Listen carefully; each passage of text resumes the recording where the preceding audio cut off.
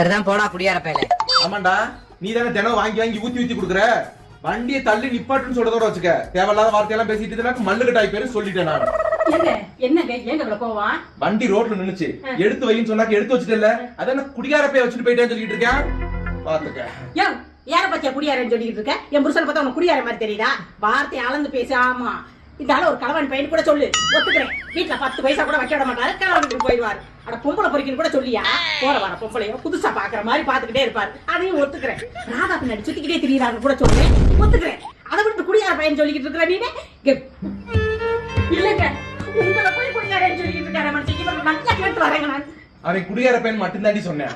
ஏங்க உங்க கௌரவத்துக்கு ஒரு குறைச்சல் வந்தா என்னால தாங்க முடியுமாங்க? கௌரவம் கௌரவம்னு என் கௌரவத்தையே ஆரம்பிச்சிட்டீங்களா?